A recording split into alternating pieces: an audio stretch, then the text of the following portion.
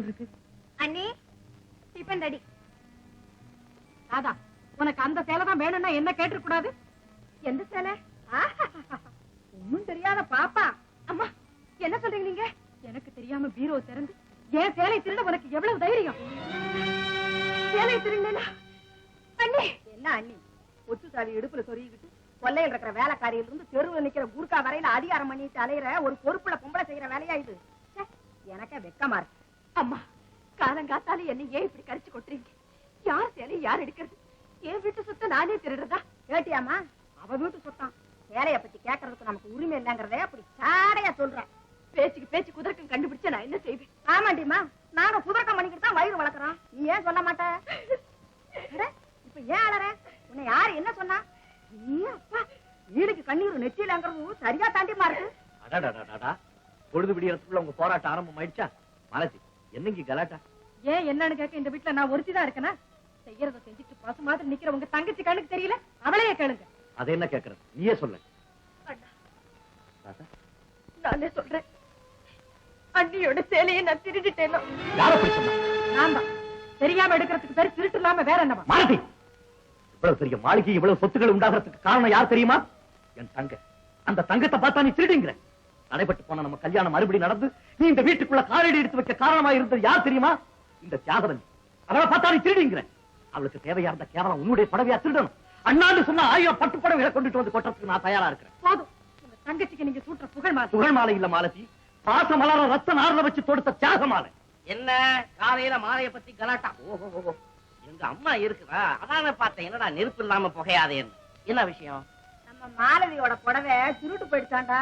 அத பத்தி விசாரணை நடக்குது. ஓஹோ, இந்த சேலையா? இது எங்க இருந்தது? எங்க இருக்கும்? எங்க அம்மா பொட்டியில. சிவ சிவா, இது என்ன சதி? யாரா இந்த புடவை என் பொட்டியில வச்சது? ஜக்கம்மா. அம்மா, என்ன இப்படி பழி வாங்கணும்னு எத்தனை நாளா காத்துக்கிட்டு இருந்தீங்க? நான் என்ன குற்றம் செஞ்சேன் உங்களுக்கு? உட்கார வச்சு சோறு போடல. தராதரம் தெரியாத உங்களை எல்லாம் இந்த வீட்டுல இருக்க வச்ச பாரு, அது என்னுடைய குற்றம் தான். என்னப்பா இங்க சத்தம்? வாதம்பி, நல்ல சமயத்துல வந்தேன். உன் பொண்டாட்டி மாலதி புடவைய திருடி ஏன் பொட்டியில வச்சுட்டு எல்லாரும் மத்தியிலையும் என்ன திருடிங்கிறா. அம்மா, இன்னொரு தடவை இந்த மாதிரி சொன்னீங்க நான் பொல்லாதவன் ஆயிடுவேன். ஜாக்கிரதை. ராதா, கடைசியில உங்க பணத்தை வர காட்டிட்டீங்கல்ல? ஐயோ, நீங்க அப்படி எல்லாம் நினைக்காதீங்க. நினைக்கிறதானே? நிச்சயமா இப்படி எல்லாம் நடக்கும்னு நான் எதிர்பார்த்தது தானே. எங்க அத்தை இந்த வீட்டுல இருக்கிறது உங்களுக்கு எல்லாம் பிடிக்கலன்னு என்கிட்ட நேர்ல சொல்றது.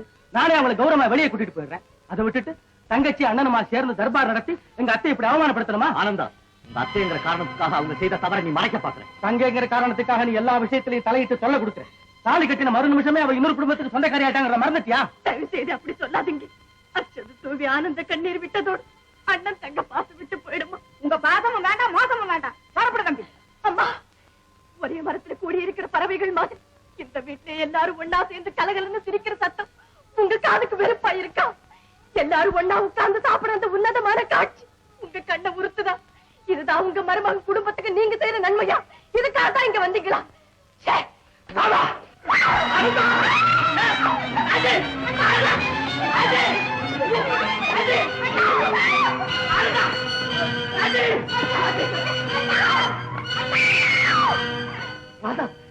அவர் என் கணவர். என்னை அழைப்பதற்கு அவருக்கு உரிமை உண்டு. அதை பற்றி கேட்க உங்களுக்கு என்ன உரிமை? நீங்கள் யார்? எத்தனையோ மன போராட்டங்களுக்கு பிறகு கிடைத்த என் கணவருக்கு நீங்கள் கொடுத்த மரியாதை இதுதானா? அவருடைய இன்ப துன்பத்தில் சம பங்கு கொண்ட நான் ஒருத்தி இருக்கிறேன் என்பதை மறந்துவிட்டு கண்டபடி பேசுவதற்கும் கை நீட்டி அடிப்பதற்கும் தானே அவரை வீட்டோட மாப்பிளையாக வைத்துக் கொண்டீர்கள். உங்களிடம் அடி வாங்கக்கூடிய அளவிற்கு அவர் தன் மரியாதையை இழந்து இந்த வீட்டில் இருக்க வேண்டும் என்பது முன்பே தெரிந்திருந்தா நான் அவரை மணந்து கொண்டிருக்கவே மாட்டேன். நீங்கள் செய்த தவறுன்னா தவறு. அம்மா, ஒரே வார்த்தை, இது எங்கள் குடும்ப விஷயம். 1000 இருக்கும். ஒவ்வொன்றிலும் நீங்கள் தலையிட்டு குழப்பம் உண்டாக்குவதை நான் விரும்பவில்லை. போங்கள் இங்கிருந்து, போங்கள்.